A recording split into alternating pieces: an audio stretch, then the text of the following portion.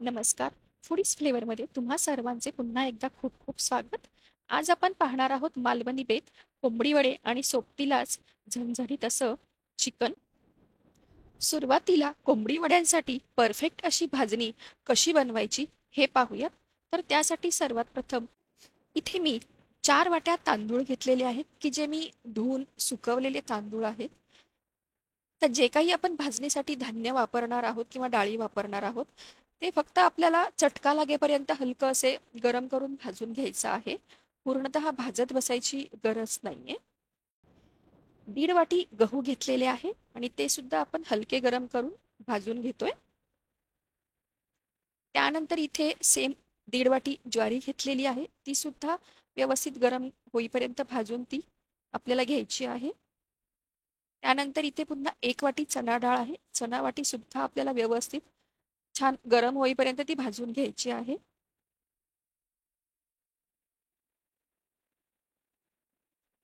त्यानंतर 1/2 वाटी उडीद डाळ आहे. उडीद डाळ सुद्धा आपल्याला भाजून घ्यायची आहे. त्यानंतर 1/2 वाटी पोहे आहेत. पोहे सुद्धा आपण छान भाजून घेतोय. पोह्यांमुळे वडे छान खुसखुशीत होतात. त्यानंतर इथे मी 20 ग्रॅम आणि म्हणजेच एक छोटी वाटी धने घेतलेले आहेत. 2 चमचे बडीशोप आहे आणि 1 चमचा काळी मिरी आहे. माफ करा, इथे काही कारणामुळे व्हिडिओ थोडासा शूट झालेला नाहीये. हे सर्व साहित्य भाजून झालं की गॅस आपल्याला बंद करायचा आहे आणि त्यामध्ये थोडा 1 चमचा मेथीदाणे घालायचे आहेत. यामुळे आपले मेथीदाणे छान व्यवस्थित भाजले जातील, पण त्याचा जो कडवटपणा आहे तो भाजणीमध्ये उतरणार नाही. भाजणी व्यवस्थित पूर्णतः थंड झाली की ती मिक्स करून घ्यायची आणि आपल्याला ती गिरणीमधून जाडसर अशी दळून आणायची आहे. सरसरीत अशी दळून आणायची. यामुळे वडे छान खुसखुशीत बनतात. बारीक पीठ असेल तर निश्चितच वडे तेलकट होतात. कोंबडी वड्यांचं पीठ मळून घेतोय, तर त्यासाठी सर्वात प्रथम मी ते एक छोटा कांदा आणि थोडासा अगदी गुळाचा खडा बारीक करून घेतलेला आहे. हे दोन्ही आपल्याला छान मिक्सरमध्ये वाटून घ्यायचं, याची छान पेस्ट बनवून घ्यायची आहे. यामुळे वडे छान खुसखुशीत होतात. ते वडे छान फुगतात, आतमधून मस्त असे पोकळ होतात आणि वड्यांचं पीठ पटकन फुलून यायला सुद्धा मदत होते. आता वड्यांचं पीठ मळण्यासाठी आपल्याला गरम पाण्याची आवश्यकता आहे, तर ते गरम पाणी आपण करून घेतोय. तर त्यासाठी मी इथे साधारणतः 2 वाट्या आणि थोडंसं वरती असं गरम पाणी करायला ठेवलंय. म्हणजे साधारणतः 1 ग्लास हे गरम पाणी आपण करून घेतोय. चांगलं कडकडीत असं हे आपल्याला गरम पाणी करून घ्यायचं आहे. अगदीच कमी पडायला नको म्हणून थोडंसं हे एक्स्ट्राचं वरती मी 2 घोट पाणी टाकलेलं आहे. आता कोंबडी वड्यांसाठी आपण पीठ मोजून घेऊयात एका भांड्यामध्ये. मी इथे एक कढई घेतली आहे की जेणेकरून त्याच्यामध्ये पटकन पीठ मळलं जातं. 3 वाट्या पीठ इथे घेतलेलं आहे मी आणि 3 वाट्या पिठासाठी आपण साधारणतः 2 वाट्या आणि अगदी घोटभर वरती पाणी उकळायला ठेवलेलं आहे. यामध्ये आता आवश्यकतेनुसार साधारणतः अर्धा चमचा मीठ घातलेलं आहे आणि अगदी थोडीशी साधारणतः पाव चमचा वगैरे हळद घातलेली आहे. हळदीमुळे वड्यांना छान असा रंग येतो, दिसायला ते सुंदर दिसतं. त्यानंतर आपण इथे घालणार आहोत जी आपण गुळाची आणि कांद्याची जी पेस्ट बनवून ठेवलेली होती, ती घालणार आहोत. तर यामध्ये सुद्धा पाण्याचा वापर आहे किंवा ही अगदी पेस्ट थोडीशी पातळ आहे. त्यामुळे हे साहित्य सुरुवातीला थोडंसं मिक्स करून घ्यायचं आणि त्यानंतर याच्यामध्ये थोडं थोडं याप्रमाणे आपण गरम पाणी घालून पीठ छान मळून घेणार आहोत.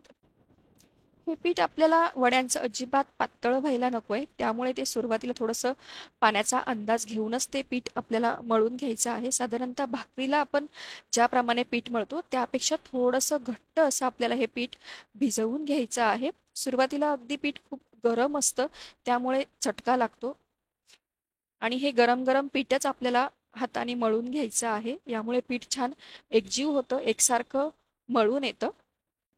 हे वड्यांचं प्रमाण 4 लोकांसाठी पुरेसं ठरतं, कारण एका वाटीमध्ये साधारणतः 6 ते 7 वडे बनतात. याप्रमाणे पीठ आपल्याला छान मळून मळून घ्यायचं आहे व्यवस्थित. कोकणात बऱ्याच ठिकाणी यामध्ये जाडसर असे तांदळाची पिठी घालतात, त्याची खिरी करून मग त्यानंतर यामध्ये हे पीठ मळलं जातं. आता खिरी म्हणजे जे मग अशी पाणी गरम केलं होतं त्यामध्येच ते जाडसर असं तांदळाचं पीठ घालायचं, ते ढवळून घ्यायचं आणि त्यानंतर यामध्ये हे बाकीचं पीठ मळून ठेवायचं. आता इतकं पाणी आपल्याला उरलेलं आहे, जे एक्स्ट्राचं होतं ते निश्चित उरलंय. तर आता हे पीठ आपल्याला उबदार ठिकाणी चांगलं 5 ते 6 तास आपल्याला व्यवस्थित असं झाकून ठेवायचं आहे, की जेणेकरून ते छान फुलून येतं. अगदी इतका वेळ नसेल तर 1 ते 1.5 तास तरी हे पीठ छान व्यवस्थित असं मुरायला हवं. आता याप्रमाणे आपल्याला मध्ये अशी जागा करून घ्यायची, अशी खड्डा करून घ्यायचा आहे, खोलगट भाग करून घ्यायचा आहे. कशासाठी? तर आपल्याला या पिठाला छान अशी कोळशाची धुरी द्यायची आहे. याप्रमाणे असा मध्ये खड्डा करून घ्यायचा, की जेणेकरून कोळसा आतमध्ये व्यवस्थित असा बसेल. त्याप्रमाणे कोळसा ठेवायचा. वरतून तेल किंवा तुपाची थोडी धार सोडायची आहे. छान धूर निघाला की पटकन झाकण ठेवायचं. वरतून एखादा जड खलबत्ता किंवा याप्रमाणे वरवंटा ठेवायचा आहे, की जेणेकरून त्याची वाफ जाऊ नये. हे पीठ सकाळी सकाळीच बनवून ठेवायचं, की जेणेकरून ते 4-5 तासात छान तयार होऊन येईल. पीठ छान तयार होतंय तोपर्यंत आपण चिकनची तयारी करून घेतोय. तर इथे अर्धा किलो चिकन घेतलेलं आहे. तर त्याला आता मीठ आणि हळद आणि हिरवं वाटण आपण लावून घेणार आहोत. तर हिरव्या वाटणामध्ये 6 ते 7 लसूण पाकळ्या, अर्धा इंच आल्याचा तुकडा, भरपूर सारी कोथिंबीर आणि थोडीशी पुदिन्याची पानं इथे मी हिरव्या वाटणासाठी वापरलेली आहेत आणि त्याची छान पेस्ट तयार करून इथे घेतलेली आहे आणि हे हिरवं वाटण याप्रमाणे तयार झालेलं आहे. तर याचमध्ये आता मी 1 चमचा मालवणी मसाला सुद्धा घातलेला आहे. मालवणी मसाला, मीठ, हळद आणि हिरवं वाटण हे सगळं एकत्र करून याप्रमाणे चिकनला व्यवस्थित लागेल याप्रमाणे चिकनमध्ये हे सगळं घोळवून घ्यायचे मसाले छान. आणि अर्ध्या तासासाठी आपल्याला चिकन ठेवून द्यायचं आहे साईडला. तर पुढची कृती करून घेतोय. चिकनसाठी आपण वाटण तयार करून घेणार आहोत. तर त्यासाठी सर्वात प्रथम मी इथे काही कढीपत्त्याची पानं, एक हिरवी मिरची, भरपूर सारी कोथिंबीर व कोथिंबिरीचे देठ, 1 इंच आल्याचा तुकडा आणि 10 ते 12 लसूणच्या पाकळ्या हे सर्वात प्रथम इथे तेलावरती आपण छान परतून घेणार आहोत.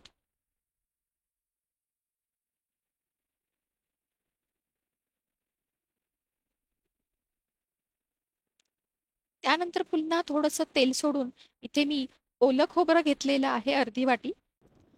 मालवणी चिकन करतोय त्यामुळे ओलं खोबरं निश्चितच हे हवंच. ओलं खोबरं व्यवस्थित आपल्याला तेलावरती छान परतून घ्यायचं आहे. त्यानंतर मी इथे घातलेलं आहे अर्धी वाटी सुकं खोबरं. सुकं खोबरं सुद्धा छान आपल्याला परतून घ्यायचं आहे. सुक्या खोबऱ्यामुळे वाटण छान मिळून यायला मदत होते आणि चिकनला तेल सुद्धा मस्त सुटतं, छान तरी येते. खोबरं काढून घेऊयात. त्यानंतर इथे मी 3 कांदे उभे पातळ असे कापून घेतलेले आहेत. कांदा परतताना तो याप्रमाणे असा चुरगळून व्यवस्थित तो तव्यावर घालायचा. यामुळे कांदा पूर्ण सुट्टा होतो आणि तो व्यवस्थित सगळ्या साईडने छान भाजला जातो. साईडने थोडंसं मी तेल सोडलेलं आहे आणि याच्या तेलावरती आपण कांदा छान परतून घेणार आहोत. कांदा व्यवस्थित असा लालसर करायचा आहे आपल्याला, कच्चा ठेवायचा नाहीये. यामुळे रश्श्याला रंग सुद्धा छान येतो आणि टेस्ट सुद्धा येते. कांद्यावरती थोडंसं मीठ घालून घेतलेलं आहे, की जेणेकरून कांदा व्यवस्थित पटकन परतला जातो. याप्रमाणे लालसर कांदा झाला, की आपल्याला तो काढून घ्यायचा आहे. याप्रमाणे आपलं मालवणी चिकनचं वाटण तयार झालेलं आहे. हे कोरडं वाटण आहे. याची आता आपण छान पेस्ट बनवून घेतोय. चिकन फोडणीला घालून घेऊयात. तर त्यासाठी सर्वात प्रथम मी इथे कढईमध्ये साधारणतः 2 ते 3 पळ्या तेल घातलेलं आहे फोडणीसाठी. तेल व्यवस्थित गरम झालं की त्यामध्ये साधारणतः अर्धा वाटी बारीक चिरलेला कांदा घातलेला आहे. कांदा आपल्याला व्यवस्थित परतून घ्यायचा आहे. छान लालसर करायचा आहे तो. कांदा व्यवस्थित लालसर झाला की त्यामध्ये मी साधारणतः इथे 2 ते 3 चमचे मालवणी मसाला घातलेला आहे. थोडीशी पाव 1 चमचा हळद घातलेली आहे. हे व्यवस्थित परतलं गेलं की त्यामध्ये आपण कोथिंबीर घातलेली आहे. फोडणीमध्ये कोथिंबीरची टेस्ट अतिशय छान लागते. प्रत्येक वेळी वरतून सजावटीला कोथिंबीर घालण्यापेक्षा फोडणीमध्ये थोडी तरी कोथिंबीर घालायची. ग्रेव्हीला छान टेस्ट येते. त्यानंतर आपण जे वाटण तयार करून घेतलेलं होतं ते आपण वाटण यामध्ये घातलेलं आहे आणि तेल सुटेपर्यंत हे वाटण आपण छान यामध्ये परतून घेतलेलं आहे. दुसऱ्या साईडला पाणी गरम करायला ठेवलेलं आहे आणि पुन्हा एकदा अर्धा चमचा आपण यामध्ये मीठ घातलेलं आहे. सुरुवातीला चिकनला सुद्धा आपण मीठ, हळद वगैरे मसाले लावून घेतलेलं होतं. तर त्या अंदाजानुसारच यामध्ये पुन्हा मीठ घालून घ्यायचं आहे. यामध्ये आता चिकन घालून घेऊयात.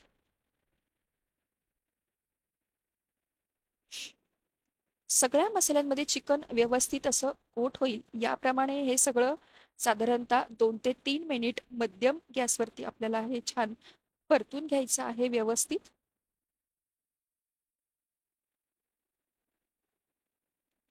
याप्रमाणे सगळे मसाले व्यवस्थित चिकनला लागायला हवेत.